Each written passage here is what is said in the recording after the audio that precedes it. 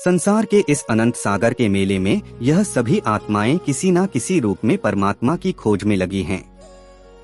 चाहे हम इसे माने या ना माने, चाहे हम किसी धर्म, पंथ, जाति या मत से जुड़े हो या ना जुड़े हो, हमारी अंतरात्मा में कहीं ना कहीं यह चाहत है कि हम उस स्रोत तक पहुँचे जहाँ से हम आए हैं। यह चाहत कोई बाहरी प्रेरणा नहीं बल्कि आत्मा की अपनी पुकार है। आत्मा जानती है कि वह अनंत है, अमर है और उसका घर इस संसार में नहीं बल्कि उस नूरानी लोक में है जहां परमात्मा का डेरा है। रस लेकिन इस संसार की माया, इसकी चकाचौंध, इसके रिश्ते नाते, सुख दुख, लालच, इच्छाएं और भय, यह सब आत्मा पर ऐसे पर्दे डाल देते हैं कि उसे अपनी सच्ची पहचान और मंजिल याद नहीं रहती। जैसे कोई बच्चा खेल में इतना मग्न हो जाए कि उसे घर का रास्ता ही भूल जाए, वैसे ही हम भी इस जिंदगी के खेल में खो गए हैं। परमात्मा ने अपने आत्माओं को बेसहारा नहीं छोड़ा। सत्ता उसने हमें मार्गदर्शन देने के लिए, अज्ञान के अंधकार को मिटाने के लिए और अपनी शरण में वापस बुलाने के लिए गुरु का प्रबंध किया। गुरु कोई साधारण मनुष्य नहीं होते, वे उस अनंत ज्योति के साक्षात दूत होते हैं। उनका काम आत्माओं को संसार के जाल से निकालकर परम सत्य तक पहुंचना है। गुरु और परमात्मा का रिश्ता वैसा है जैसे समुद्र और उसकी लहर का। लहर समुद्र से अलग नहीं होती बल्कि समुद्र का ही हिस्सा होती है। उसी तरह गुरु और परमात्मा अलग नहीं है। गुरु परमात्मा का जीवित रूप है और गुरु कहते, बेटा अगर अंगुली पकड़ ली है छोड़ना मत, चाहे जितनी मुसीबतें आ जाएं, गुरु आपको पार उतरेगा। और जो मानव देह धारण कर हमें दिखते हैं, हमारे साथ चलते बोलते हैं ताकि हम उन्हें अपना सके, उनसे जुड़ सके और उनके मार्गदर्शन में आध्यात्मिक यात्रा पर चल सके। एक समय की बात है, पंजाब के एक गांव में एक बुजुर्ग साधक रहते थे। उन्होंने अपना जीवन परमात्मा की खोज में गुजार दिया था, पर सही मार्गदर्शक नहीं मिला था। वे कई साधुओं, फकीरों, योगियों के पास गए, लेकिन मन को शांति नहीं मिली। एक दिन वे खेत में काम कर रहे थे, तभी गांव में यह समाचार पहुंचा कि एक महापुरुष आकर सत्संग करने वाले हैं। वह बुजुर्ग तुरंत काम छोड़कर सत्संग स्थल पर पहुंचे। जैसे ही उनकी नजर सतगुरु के चेहरे पर पड़ी, उनका दिल कांप उठा।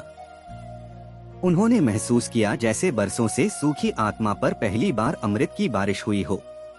बाद में उन्होंने कहा, उस दिन समझ आया कि मैं जिसे खोज रहा था वह मेरे सामने है।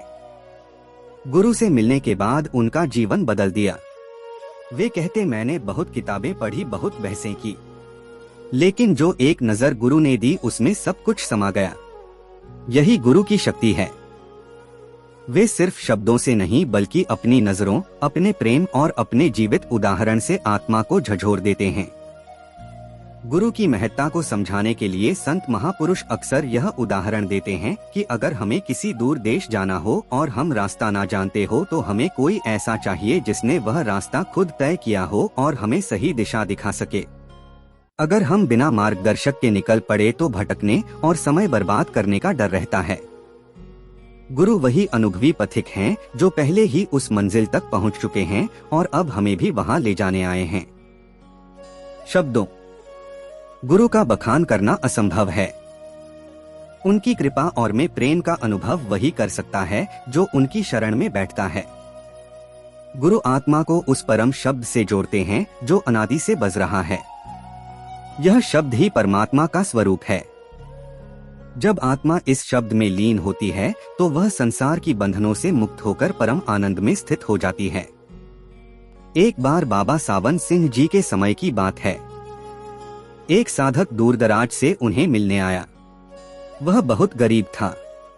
पैदल ही लंबा सफर तय कर डेरा पहुंचा। जब उसने बाबा जी को देखा तो उसकी आंखों में आंसू आ गए। बाबा जी ने पूछा, इतने थके हुए क्यों लग रहे हो? साधक ने कहा, बाबा जी मैं तो बस आपको देखने आया हूँ, मेरे पास आपको देने के लिए कुछ नहीं है। बाबा जी मुस्कुराए और बोले, तुमने अपनी थकान, अपना प्यार और अपनी चाहत हमें दी है और इससे बढ़कर कोई भेंट नहीं होती। यह सुनकर साधक भाव विभोर हो गया। यह घटना बताती है कि गुरु को हमारे धन, हमारे शब्दों या हमारे ध्यावे की आवश्यकता नहीं। वे तो हमारे दिल की सच्चाई और प्रेम को देखते हैं। गुरु हमें यह भी सिखाते हैं कि परमात्मा तक पहुंचने के लिए बाहरी दिखावे, कठोर साधनाएं या कठिन तपस्या की आवश्यकता नहीं, बल्कि एक निर्मल हृदय और सतत सुमिरन की जरूरत है। गुरु का दिया हुआ नाम, गुरु का दिया हुआ नाम, गुरु का सत्संग और गुरु के आदेशों का पालन, यही सबसे सरल और सीधा रास्ता है। जब कोई प्रेमी गुरु की शरण में बैठता है और सच्चे मन से उनका दिया हुआ सुमिरन करता है, तो धीरे धीरे मन की अशांत लहरें शांत होने लगती हैं। संसार के मोह, क्रोध, लालच, अहंकार, यह सब धीरे पड़ जाते हैं। गुरु का प्रेम आत्मा को इतना भर देता है कि बाकी सब तुच्छ लगने लगता है। गुरु और परमात्मा में कोई अंतर नहीं है। गुरु हमारे लिए वह सेतु हैं जो हमें इस पार से उस पार ले जाते हैं। बिना गुरु के यह यात्रा असंभव है। संसार का समुद्र बहुत गहरा और उथल पुथल से भरा हुआ है। लहरें यानी हमारी इच्छाएं और विकार हमें बार बार डुबाने की कोशिश करती हैं। लेकिन गुरु हमारी नाव के कप्तान हैं। अगर हम उनकी पकड़ छोड़ दें तो लहरें हमें बहा ले जाएंगी। गुरु का एक और रूप है उनकी दया। चाहे हम कितनी ही बार गलती करें, चाहे हम कितनी ही बार गिरे, वे हमें उठाने को तैयार रहते हैं। वे हमें डांटते भी हैं, समझाते भी हैं और फिर अपनी बाहों में लेकर हमें आगे बढ़ाते हैं।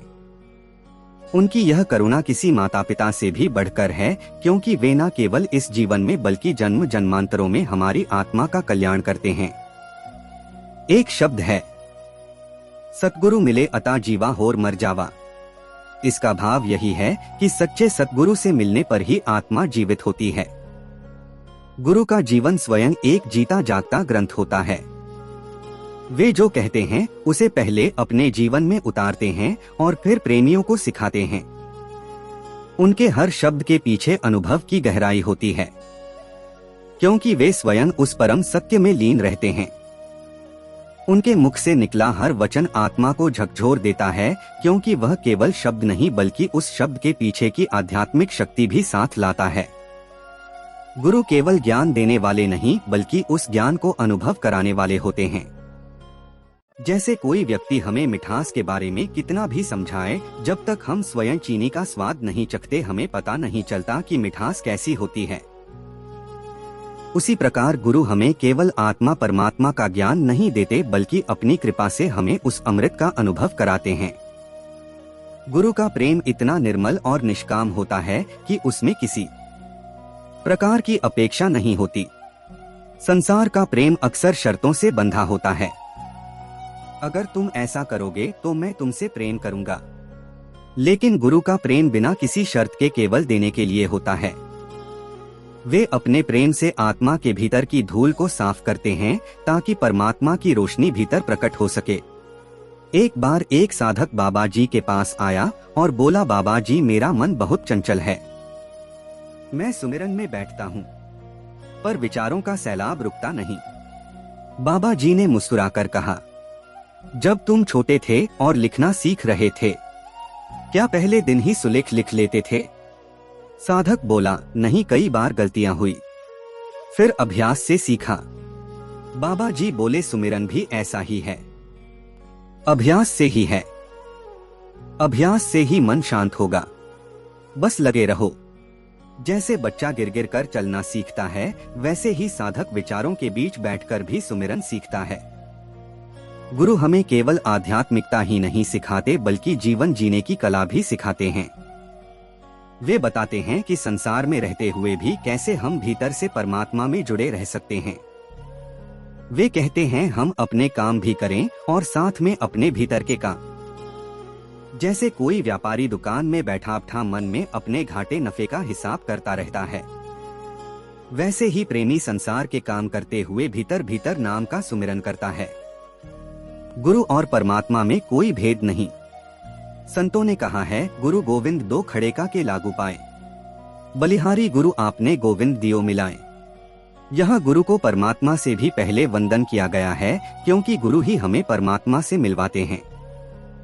अगर गुरु ना होते तो हम परमात्मा तक का रास्ता ही ना जान पाते। गुरु का एक और गुण है उनका धैर्य।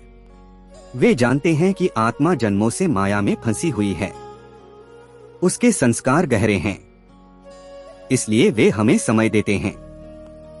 धीरे धीरे हमारी आदतें बदलते हैं और हमें संभालते हैं। वे हमें हमारी गति के अनुसार आगे बढ़ाते हैं। बाबा सावन सिंह जी के समय का एक प्रसंग है। एक प्रेमी कई सालों से उनके संग था, लेकिन उसे भीतर का अनुभव नहीं हो रहा था। वह निराश होकर बाबा जी के पास आया और बोला, बाबा जी शायद मैं आपके काबिल नहीं हूँ। बाबा जी ने उसका हाथ पकड़कर कहा, तुम्हारा मन तुम्हें धोखा दे रहा है। बीज बोने के बाद पेड़ बनने में समय लगता है। तुम रोज पानी दो, धूप और हवा मिलेगी तो फल जरूर आएगा। यह सुनकर वह प्रेमी फिर से लगन के साथ सुमिरन में जुड़ गया। कुछ साल बाद उसकी आत्मा भीतर की रोशनी से भर गई। गुरु हमें यह भी सिखाते हैं कि परमात्मा तक जाने का मार्ग सीधा है, लेकिन मन उसे कठिन बना देता है। मन बार बार हमें बाहरी चीजों में उलझा देता है, कभी गुस्सा, कभी लालच, कभी ईर्ष्या, कभी भय। गुरु का काम है हमें यह दिखाना कि यह सब असली नहीं, यह सब अस्थायी है।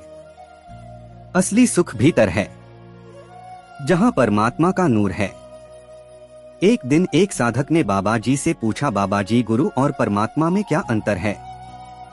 बाबा जी ने एक दीपक की ओर इशारा करते हुए कहा, देखो यह दीपक जल रहा है, इसकी लौ तुम्हें रोशनी दे रही है, लेकिन यह रोशनी सूर्य की रोशनी जैसी ही है।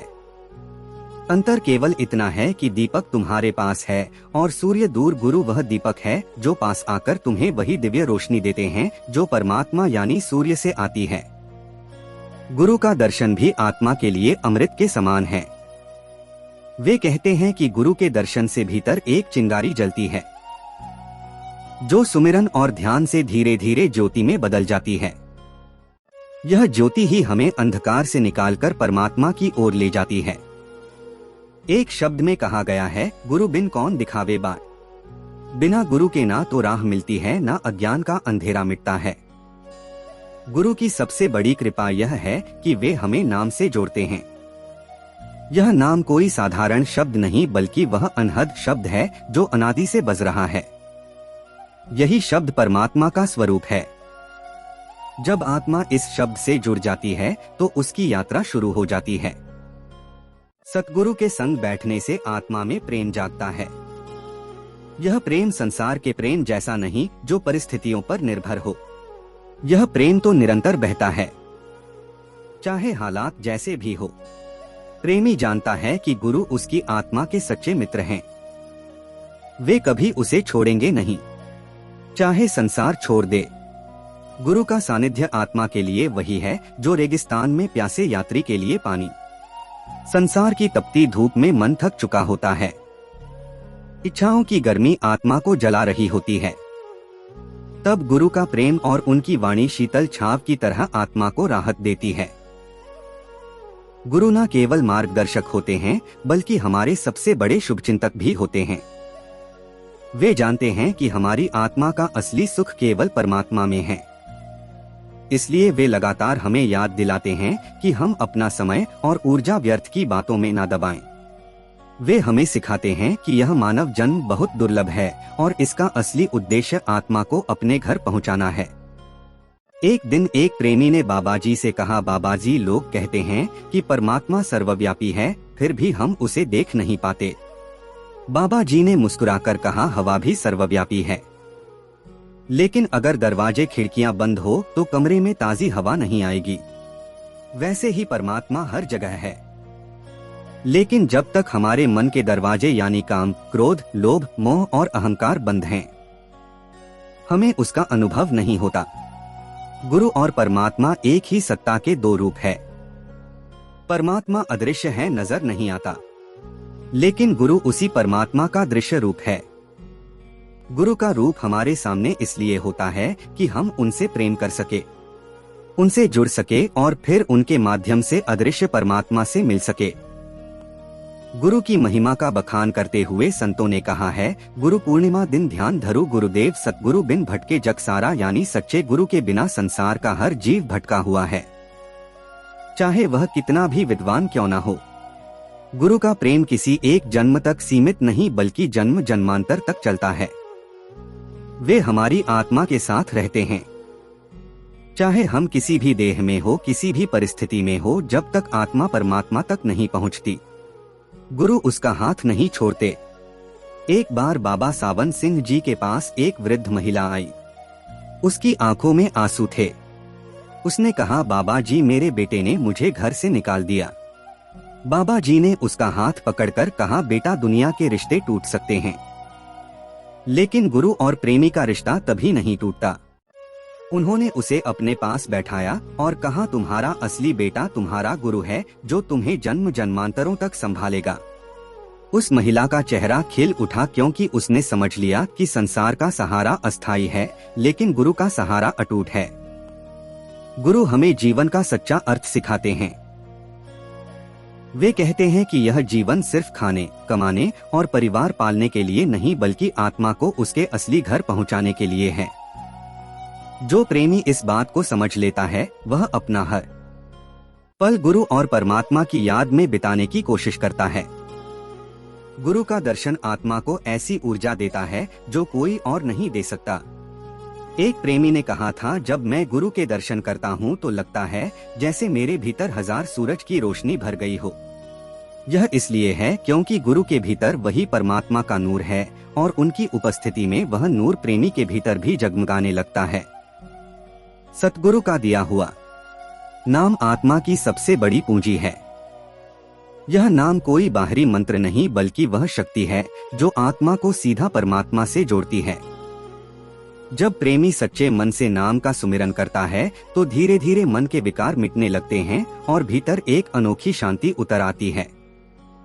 एक बार एक साधक ने बाबा जी से पूछा, बाबा जी, अगर हम हर समय नाम नहीं कर पाते तो क्या इसका कोई लाभ होगा? बाबा जी ने कहा, बेटा, जैसे धूप में बैठने से शरीर में विटामिन डी बनता है, वैसे ही गुरु के नाम में बैठने से आत्मा में परमात्मा का नूर भरता है। जितना समय तुम सुमिरन में बिताओगे उतना ही लाभ मिलेगा। गुरु हमें यह भी सिखाते हैं कि संसार में रहते हुए भी कैसे जुड़े रहे। वे कहते हैं, जैसे कमल का फूल कीचड़ में रहते हुए भी गंदगी से अछूता रहता है, वैसे ही प्रेमी संसार में रहते हुए भी नाम में लीन रह सकता है।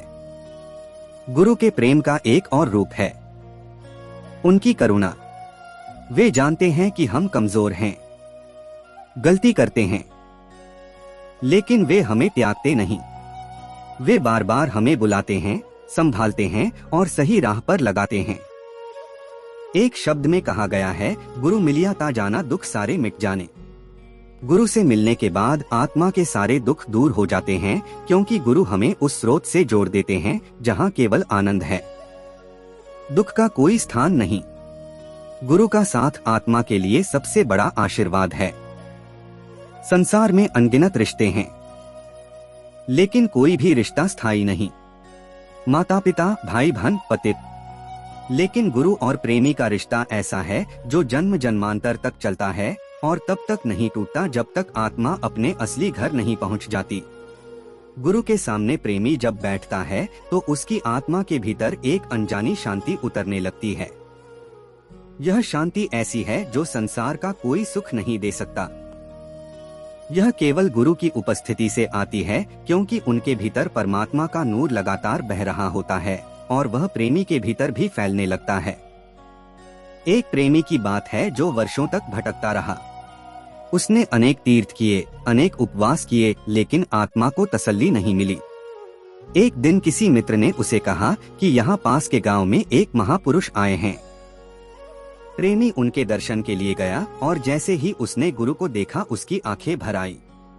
उसने महसूस किया कि जिसकी तलाश में वह जीवन भर भटकता रहा, वह आज सामने है।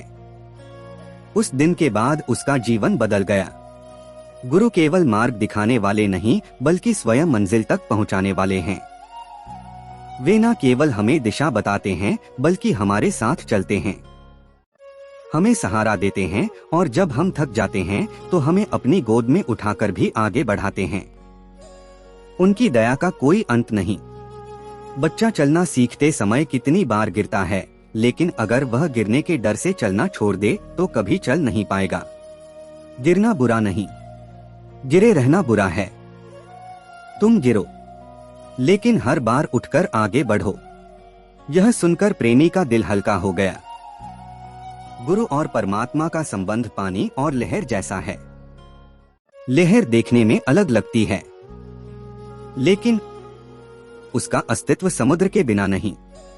वैसे ही गुरु और परमात्मा अलग नहीं बल्कि एक ही सत्ता के दो रूप हैं। एक रूप अदृश्य है, दूसरा दृश्य। अदृश्य रूप को पाने के लिए दृश्य रूप का सहारा लेना जरूरी है। गुरु का प्रेम ऐसा है कि वह बिना शर्त और बिना किसी स्वार्थ के बहता है।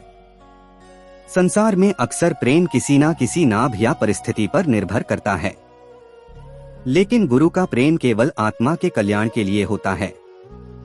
वे चाहते हैं कि हम संसार के जाल से निकलकर उस अनंत सुख में पहुंच जाएं जहां से हम आए हैं। बाबा सावन सिंह जी के समय की एक घटना है। एक प्रेमी कई वर्षों से नियमित नाम का अभ्यास कर रहा था, लेकिन उसे भीतर का अनुभव नहीं हो रहा था। वह चिंतित होकर बाबा जी के पास आया और बोला, बाबा जी शायद मैं प्रगति नहीं कर पा रहा। बाबा जी ने मुस्कुराकर कहा, बैठा बीज बोने के बाद तुरंत फल नहीं मिलता।